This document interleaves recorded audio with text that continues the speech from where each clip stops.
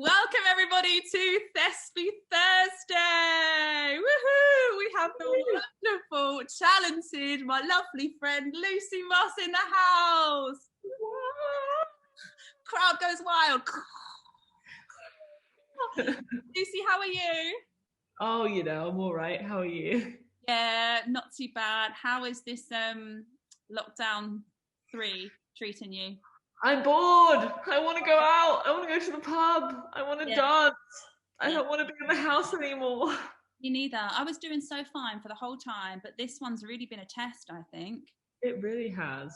It really has. And also, but I also have the same thing of like being like, I want life to be normal, but I've so lost touch with what that is. I'm quite scared for when it is, and I have to like talk to people and leave. I'm like, oh, I don't know how to do it anymore. I don't know how to talk to people. Like, if I ever have to have a phone conversation, I like stumble over my words. It's like my tongue has become too big for my mouth.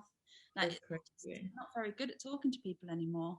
No, it's true. So the struggle's real, honestly. It's weird. I don't know what it is about this one that's like I'm finding harder than the rest. I don't know if it's because it's like the new year. I've got the winter, but there's nothing to look forward to. It's just like months and months of winter. Yeah, exactly. And that's the nail on the head. Having like, but not that thing to look to. Do you know what I mean? Yeah. Like for anyone really, it's like, oh, when will theatre happen? Will it be now?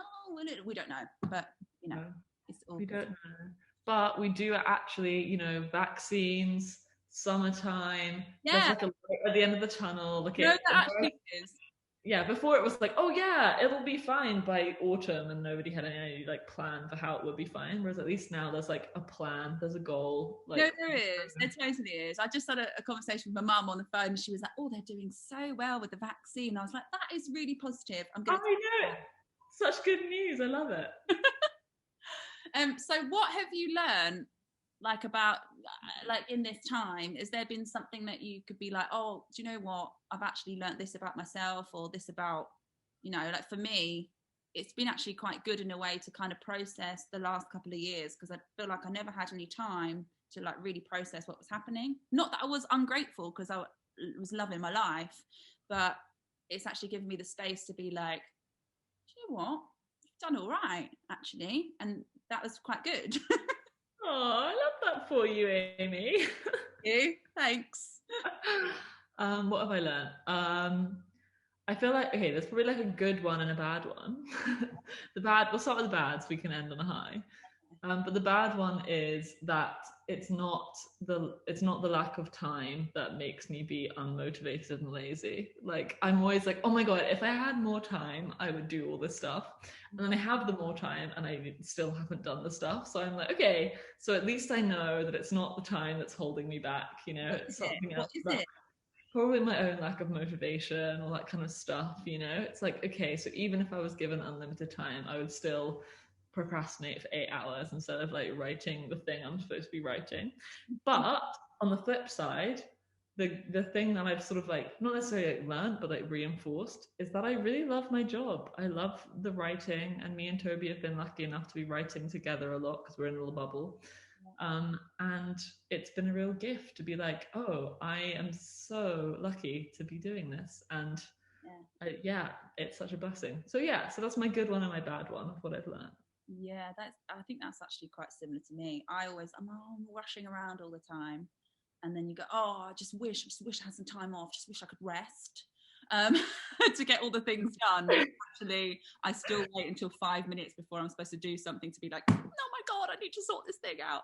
Exactly. Which is, in some ways, is good to be like, okay, so that's always how it's going to be, cool, and then you just accept it and you move on, rather than wishing for something else. Yeah, and maybe like we just work better under pressure. That's what I like to think. Yeah. Do you know what I mean? Yeah, I know exactly. But anyway, so youngest female director on Broadway. Hello. Of a musical. Sorry. Okay. I don't actually know who the youngest one of anything is.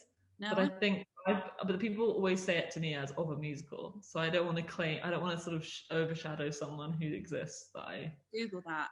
We need to Google that, because it could be you. You could be it. We need to look into it. It could be me. How does that feel? What was that like? You know, did you know that, or was it like, oh whoa, I didn't know that?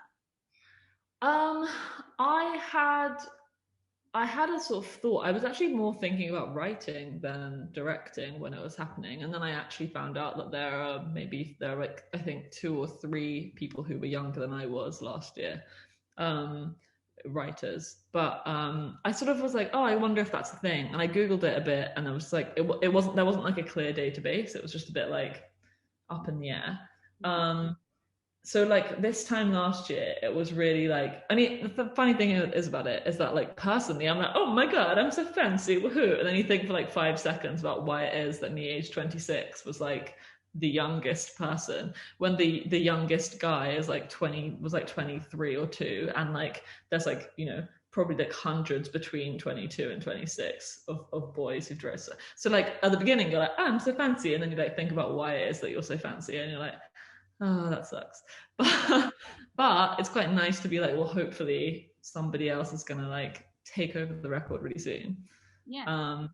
But it's weird. But now actually, even though because now I'm older, so maybe I wouldn't be anymore. But when I was, it's like weird now a year later being like alone in my house, being like, oh, that's like a title that I have that means absolutely nothing to me in my day-to-day life as I like go to Sainsbury's and like. But like you said, there's probably people watching this or who saw that, who know you and know what you've done, who are like, are you really inspired by that? That's. Oh, I hope so. So you're probably you will be inspiring so many young women to do what you're doing. Do you have any like advice to someone who maybe is watching, who wants to get into directing or writing, who maybe doesn't know how to go about it, or is there anything you can say to them that will? Yeah, I guess um the best way to do things is just to try and do them. Like if you don't have the resources or space, like get together with your friends and do like a Zoom reading or something. Just like do stuff. And then when you're doing those things, just like trust your instincts, because I feel like most of the battle for me has been years of being like, oh, I think maybe I'm actually secretly terrible and an idiot, and everyone's going to realize any second that I don't know what I'm doing. But then you realize nobody knows what they're doing, and actually you'll probably your instincts are already better than that guy who's pretending he knows what he's doing next to you, kind of thing. So you might as well just like commit to the bit. Do you know what I mean? So I just feel like trust your instincts and don't be afraid to be like, I don't know this answer, because once you've admitted that, then actually you can build from there. It's the pretense of being like, yes, I know what I'm doing, that actually is your downfall. But as soon as you're like, oh, I have no idea how to do this, then everyone's like, great. And then you're actually like, oh, but then I think this thing. Or you're like, oh, well, like, what do you think? Someone's like this. And you're like, I think that's good about, do you know what I mean? So it's like, yeah, just like, don't be afraid to like be yourself. Yeah, and it's powerful to say, I don't know. Oh my God, completely. It's your best friend. It will make your life so much better if you actually just say when you don't know something, because then it is like people respect you for being honest, and also then that you're not trying to hide something. You're just like, I don't know, and then you can move like forward from there based on your best guess. Yeah, exactly, and that comes in all departments really. Even if you're watching this and you're an actor or you're whatever it is, just to be like, I don't understand or I don't know that, relinquishes everything, because it's just ego, isn't it, at the end of the day? And what I think makes you a good performer and a good creative is stripping back the ego. And listen, it doesn't happen very often, but sometimes whatever it is, when you get really, like with you, Lucy, it might be like when you get really into, like, you're writing something and you just lose yourself in it and you're just working without ego, you're not thinking about anything else. Same for like performing. When you have that moment where you're not, when you're always looking at yourself going, well, that was rubbish, you're terrible, like that, getting rid of that is when the magic can happen. So don't ever be afraid to make a fool of yourself, because that's when the most exciting things happen.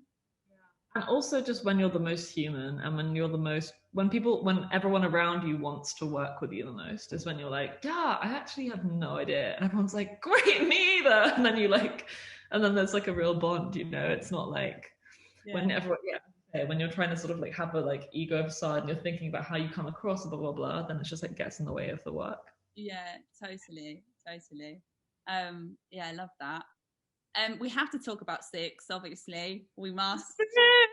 We must. Six. So obviously Six is now like, worldwide phenomenon. It's everywhere. How Right, back in the day, Amy. Back in the day. back in the day. Back in the day. I always get asked, like, did you know it was going to be like, as successful? And I'm like, yeah, I'm not like, yeah. No, listen. Now, the story, obviously, that when we did it first at the Arts, we did those 6 performances. Yeah. We had no idea what was going to happen. And we did that first show and the audience went mental and we all walked up the stairs in silence. And it was Genesis who went, it's pretty good, wasn't it? Yeah. And we all like burst into laughter, like, yeah, it was amazing, because we didn't. But after that, obviously there was like, we didn't know who was going to stay when we got asked to come back and do Edinburgh and Norwich and all of that. But I did know. Yeah, I still really fondly remember, like, it was the rehearsal period for that workshop, sort of showcase production at the Arts Theatre with the album cast. And I remember having a conversation, and I particularly remember Christina being like, okay, but what are we going to do if they don't respond when we say, are you having a good evening? And me and Toby being like, trying to be a bit modest, and being like, I think they will. It seems to work. And she's like, no, but you know what London audiences are like sometimes they don't give you so what's our backup plan? And we're being like, oh, I guess, you ask it again. And then it was just like the look on all of your faces when it was like 1, 2, 3, 4, 5, we're 6, bam, at the end of X Wives, and the noise, and all of you went like all of your faces were like, oh my god, okay. And then I was like, how are you doing tonight? And I was like, ah! And it was like, cool, don't need to worry about that. It was just the sweet, I don't know, it was just such a nice memory for me. Oh, it is.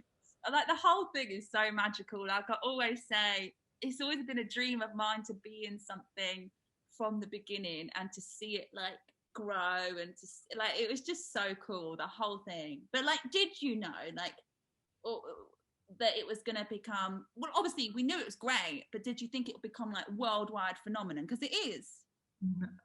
No, I remember me and Toby going to Kenny Wax's office the first time, and it was his office is on Shaftesbury Avenue, and you can see Les Mis out of the window, and us being like, oh.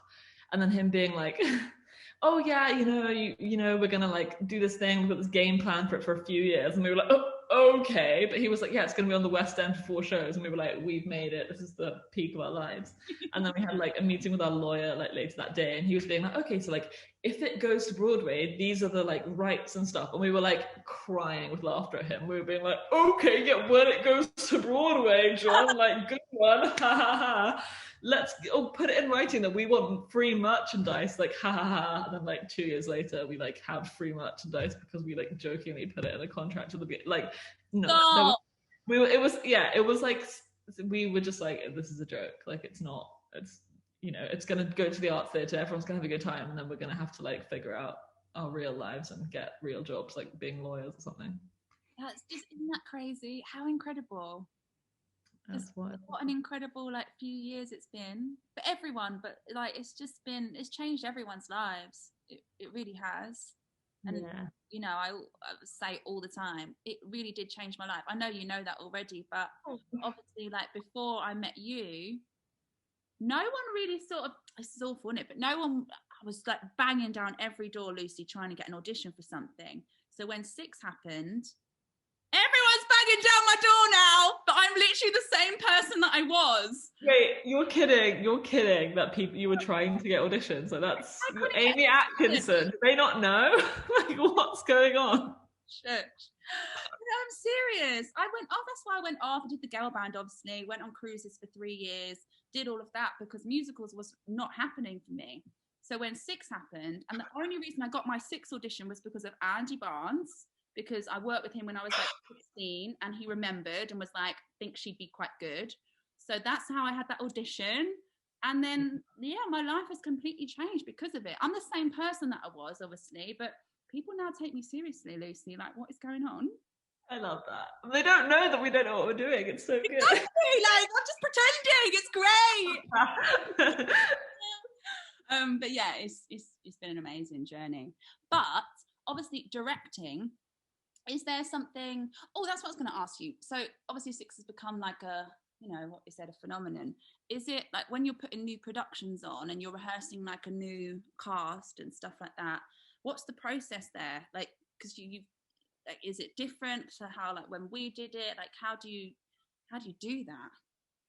Yeah, I think it's a bit different to sort of a normal replica thing. I mean, obviously I don't know because I haven't like worked on other things, but I think a lot of like replica stuff is to sort of try and like recreate exactly what it was wherever it was.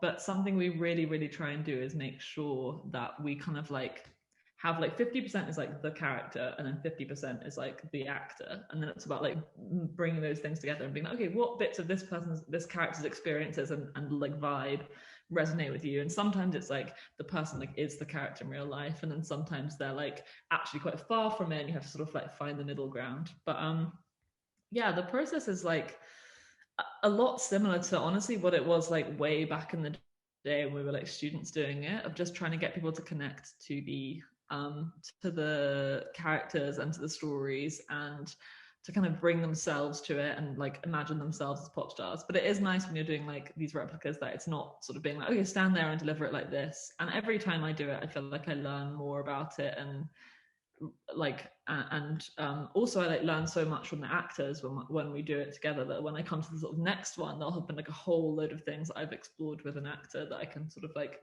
we can like bring into a different process, whether it's the same character or different characters, whether it's the understudies. So it's a really rewarding process because it's always different but kind of with the same principles, and it's always really nice. And there's always kind of moments when you just see it click for each different performer, whether that's like the first day of rehearsal or often like a week into previews and I'm about to leave like 2 days later and I'm like, come on, like, and then it like happens and I'm like, yeah, and it's just like so good. I love it so much. Yeah, I think that's what's amazing about it is that, like you said, usually if it's like a replica cast, you are like stand on one, do this, blah blah blah blah blah. But with this, it's got so much freedom in a way. Like you can bring yourself to it. That's what's magical about it, is it's inclusive.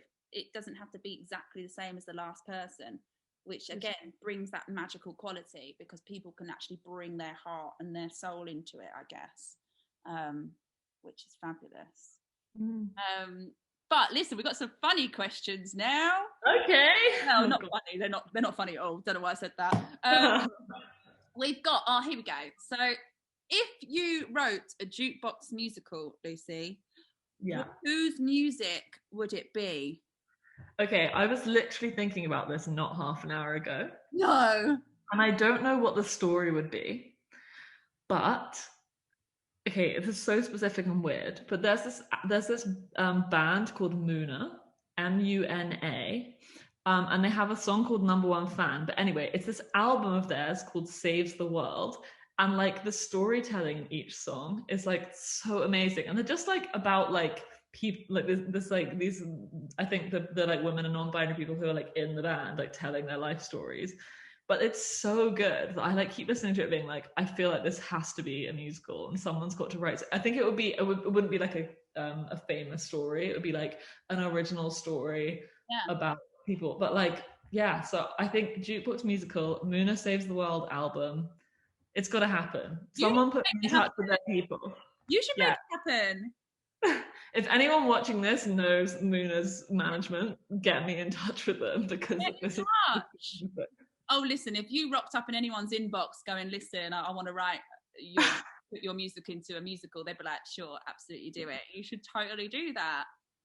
Well, maybe. Why not? Love a good jukebox. What else did I want to ask you? Oh, anything on your hit list for directing? Like, obviously, 6 is a massive thing. It's going to be a massive part of your life. But, like, is there anything that's been done before? Like, it doesn't have to be a musical. It could be a play. Like, that you're like, do you know what? I would love to do a reimagined version of that, or whatever it is.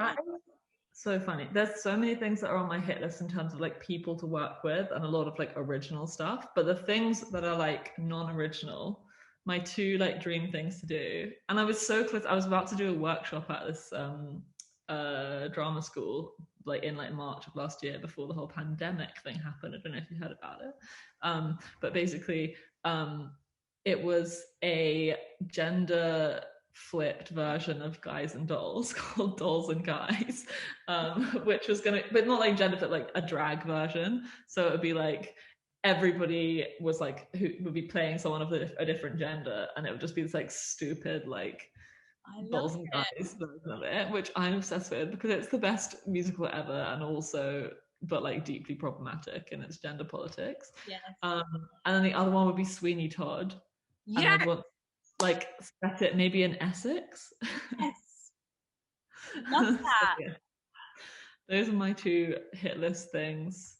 Love Again, if anyone knows Stephen Sondheim's management, hit me up. I want to do it. I have so many DMs after this. I love it. What is your favourite musical? I don't know that answer. Do you have one? I think it's Anne Juliet. Is it actually? I think it might be. No, okay. I love it. Yeah, obsessed. It's Anne Juliet because it's amazing, but it's also the film of Oliver. The film of Oliver. I watched that not long ago, and it is stunning. It's so good. And do you know what? Do you know what my favorite part about it is? Is that in the stage musical, like everyone has a song, blah, blah, blah. But in the film, everybody except for Bill Sikes sings. And it's so clever because it just makes him this energy that like sucks all the joy out of the world and is like actually sinister and scary in a musical. Because usually like someone's scary in a musical singing a scary song, you're like, it's a musical, like I'm not scared. But like the fact that he's there and he just like doesn't sing and everyone else is like, small pleasure, do you know what I mean? It's like, it's crazy. No, and it's stunning the way they like shot that as well. I feel like in the time it was like revolutionary. It's the consider yourself section where it just like goes all. It's amazing. Watch it again, people, because it's amazing. Good. Yeah, yeah, absolute classic. I wanted to ask you, classic. If you could be any queen, who would you be? Because I know people will want to know that. Who would I be? Obviously, Cleves. Like, are you joking? We've spoken about this before. Oh, yeah. Like, if I was one, that's a different question. But who would I want to be? Obviously, Cleves. She's the only one who had a hilarious time. Yeah, she had an amazing time. Yeah, she was just like, oh, I'm married to Henry for like a week, and then she's like, bye, see ya. I'm gonna party my life away, and then I'm gonna outlive all of you, including Catherine Parr. She's just like. Yeah, there's no question. That's who I would choose to be if I could. My mum took me to, I'm going to get it wrong now. We went to Heather Castle, and then down the road is a palace where she lived for a bit, but I don't know what it was called. Something. Yeah. And sorry, people who are watching this who know what I'm talking about. I'm so sorry. And there was this amazing thing that said that she loved to cook. So what she'd do is she'd cook for like people in the village, and she'd like go down with her cooking, and like. I was like, that is obviously so unheard of at the time, like a late, cooking for everybody. She was just the coolest person. She's so cool. This has reinforced my desire to be her. Yeah, 100%. I mean, I'd choose her too. All right, last question, because I know people want to know this as well. When you're auditioning for Six, is there something particular that you're looking for, like from a director's point of view?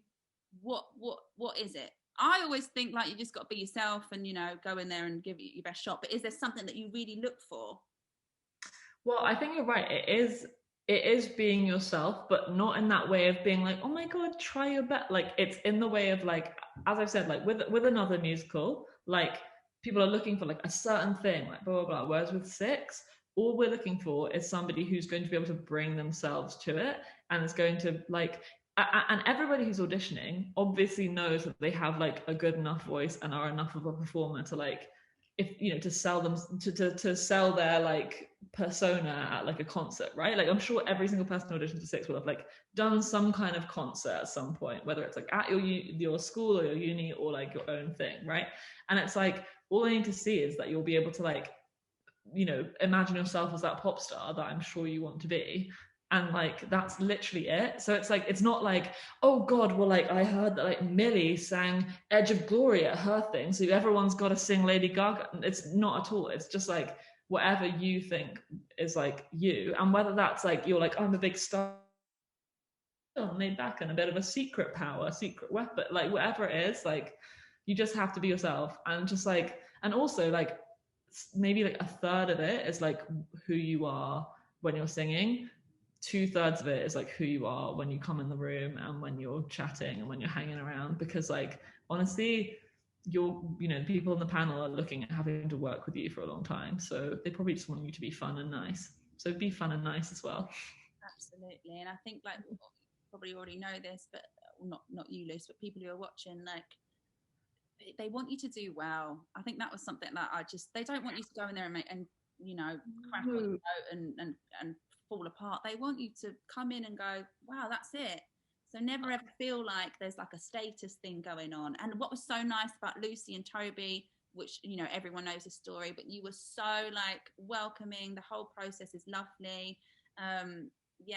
Just know that they, not just Lucy and Toby, but any audition you go into, they want you to come in and do your best. So totally. And also it's stuff like people think like, I understand why as performer you get like fixated on like remembering the words, or like if that if I crack on a note, it's like, oh my god, I've ruined it. But everyone is just people in a room. Like everyone knows that like people crack on notes, like people forget their words, and like you're not going to forget your words when you've done like 3 weeks of rehearsing and then a week of tech, and like you'll be fine. It's not like, oh, you forgot the words of this song you learned yesterday. Oh well, obviously you're terrible. You know what I mean? It's like it's so unimportant.